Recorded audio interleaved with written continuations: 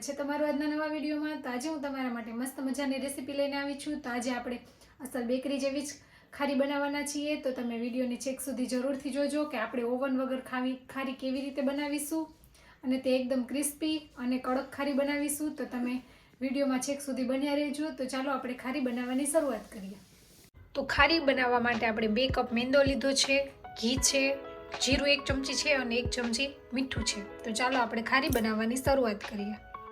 તો આપણે સૌપ્રથમ મેંદાને ચાળી લઈશું।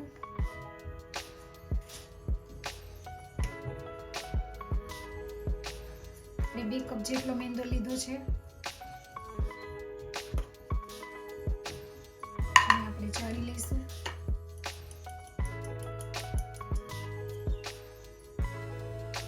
तो મેંદો ચાળી લીધો છે। આપણે તેમાં 2 ચમચી જેટલું ઘી ઉમેરીશું મોણ માટે,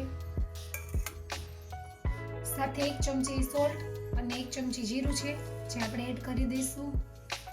બધું સારી રીતે હાથની મદદથી મિક્સ કરી લઈશું।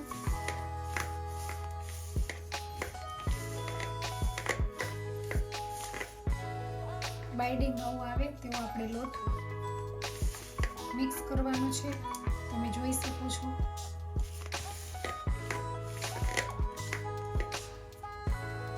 હવે આપણે થોડું થોડું પાણી લઈ અને ડો બાંધતા જઈશું।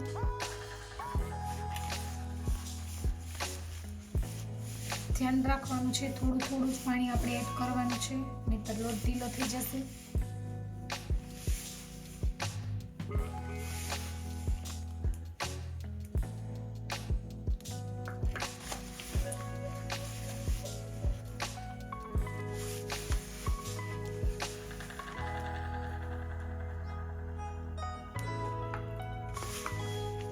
આપણે સોફ્ટ પણ નહીં અને હાર્ડ પણ નહીં એવો લોટ કડક તૈયાર કરવાનો છે।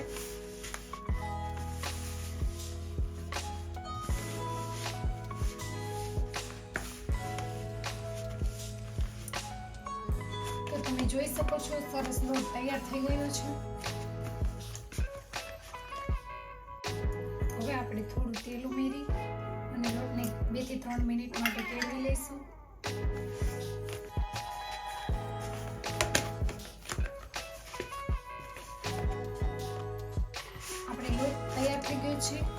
લોટ આપણે 2 કપ મેંદાની સામે આપણે અડધો કપ પાણી જોયું છે અને સરસનો લોટ તૈયાર થઈ ગયો છે।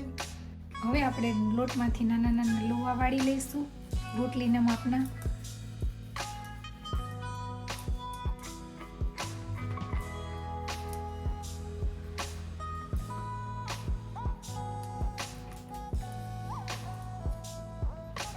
તો આવી રીતે બધા લુવા તૈયાર કરી લઈએ। તો લુવા સરસ તૈયાર થઈ ગયા છે। હવે આપણે એક સ્લરી બનાવીશું। આપણે સ્લરી બનાવવા માટે ઘી લીધું છે, તેમાં આપણે મેંદો ઉમેરીશું 2 ચમચી જેટલો। સારી રીતે મિક્સ કરી લઈશું।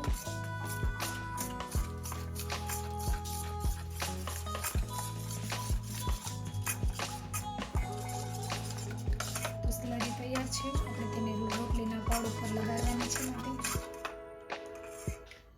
તો આપણે હવે લુવામાંથી રોટલીને વણી લઈશું।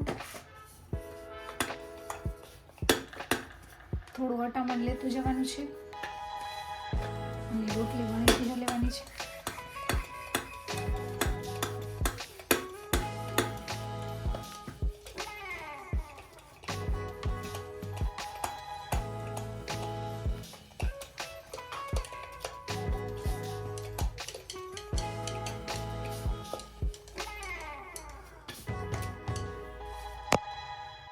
તો આપણે રોટલીને ડીશમાં મૂકી દઈશું।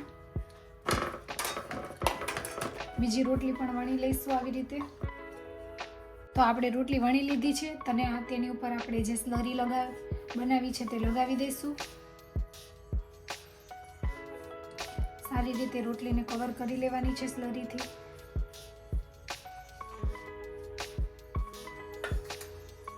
આપણે બીજી રોટલી મૂકી દઈશું।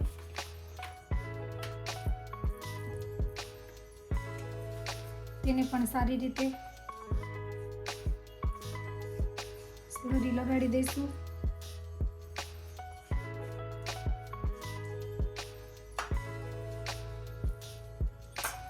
જો આપણે એક રોટલી મૂકી દઈશું, તેની ઉપર પણ આપણે જે સ્લરી બનાવી છે તે લગાવી દઈશું.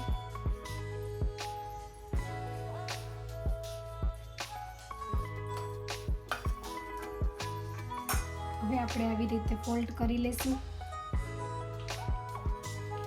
તેની ઉપર થોડી સ્લરી લગાવશું. ત્યારબાદ બીજી બાજુ ફોલ્ડ કરી લેશું.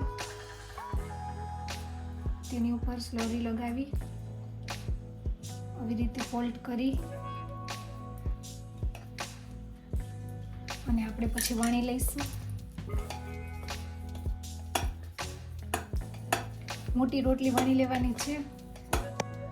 તો આપણે મોટી રોટલી તૈયાર કરી લીધી છે. આપણે તેને સ્ક્વેર શેપમાં કટ કરી લઈશું, કારણ કે સાઈડની પટ્ટી નીકળી જાય.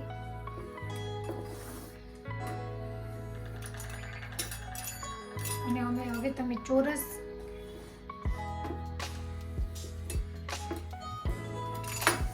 કે કોઈ પણ શેપમાં તમે આકાર આપી શકો છો. આપણી ખારી જેવો જ આકાર આપ્યો છે, તમે જોઈ શકો છો, એકદમ પતલી. તો ચાલો આપણે બધી ખારી આવી રીતે તૈયાર કરી લઈએ. તો ફેમિલી, તમે જોઈ શકો છો આપણી બધી જ ખારી બનીને તૈયાર છે. તો હવે આપણે તેને તળી લઈએ. તમે જોઈ શકો છો બધી એક સરખા શેપની. તો આપણે હવે તેને તળી લઈએ. તો ફેમિલી, તેલ આવી ગયું છે. આપણે ખારીને તળી લઈશું.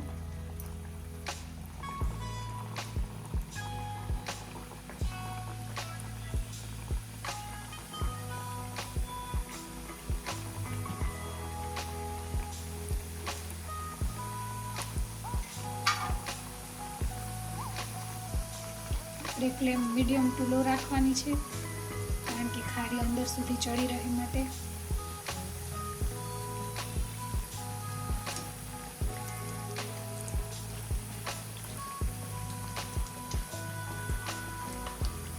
ઉલટાવી પલટાવીને બધી ખારીને તળી લઈશું. તમે જોઈ શકો છો એકદમ ફૂલી ગઈ છે.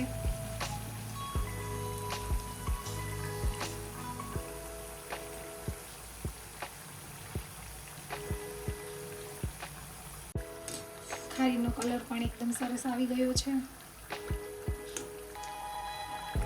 તમે જોઈ શકો છો મસ્ત પડ ખુલી ગયા છે. તો સરસની ખારી ફૂલી ગઈ છે. આપણે તેને બહાર કાઢી લઈએ. બીજી ખારીને આપણે પણ તળી લઈશું.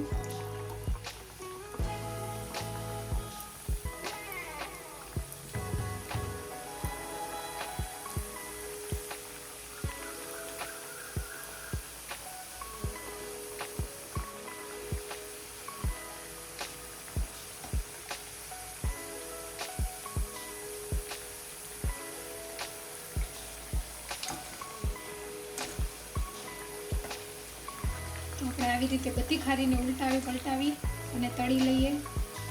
તો ફેમિલી, પર મસ્ત મજાની ખારી તૈયાર થઈ ગઈ છે, એકદમ ફૂલેલી. તમે જોઈ શકો છો ખારીને, એકદમ ક્રન્ચી.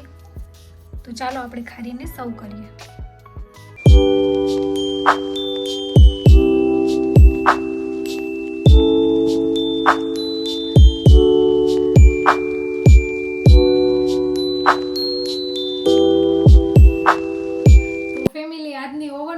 ખારીની રેસીપી તમને કેવી લાગી તે કોમેન્ટ કરીને જણાવજો. તમે પણ ઘરે જરૂરથી ટ્રાય કરજો. જેને ઓવન વગરની ખારી બનાવવાની રેસીપી એકદમ બેકરી જેવી ટેસ્ટી જ ખારી બનશે.